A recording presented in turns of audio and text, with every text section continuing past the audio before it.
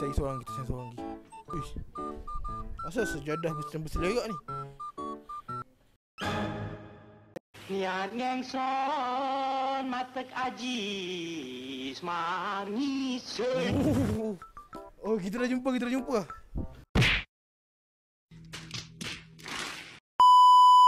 Uish. Encik mimpi.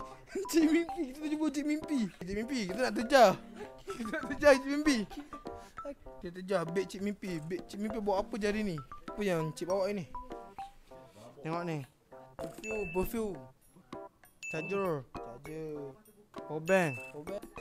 Berus gigi. Ini baru betul. Pekerja yang handalan. Dompet.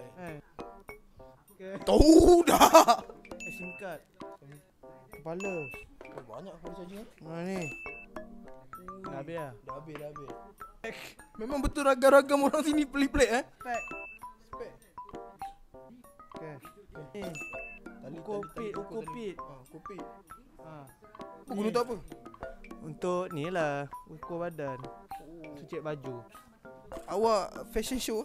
Fashion Orang fashion Saya tu buat fashion show.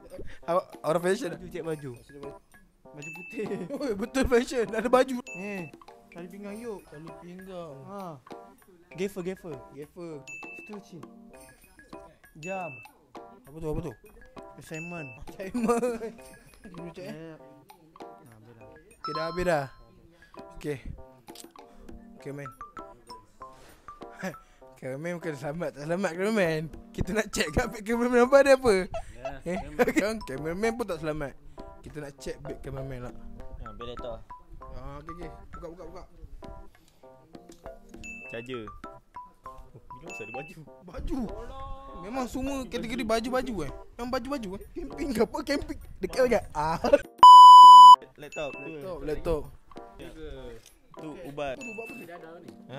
Tahu ubat apa ni? Oh, Dokoyoko. Sakit badan ni. Bagi tahan lama.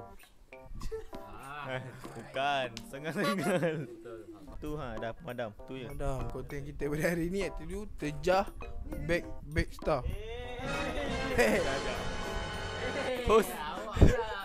Tak bawa apa? Saya memang tak ada beg. Ya, kita tak bawa beg pun. Saya memang bawa diri saja. Okey, check. Untuk dia tak bawa beg, kita check phone dia ada apa je. Okey. Host sila bagi phone. Jelah. Okey. Orang kata pun geng-geng semua pun dah balik. Jadi sampai di situ saja konten kita terjah beg-beg pekerja-pekerja kat sini, okey. Sampai di situ saja.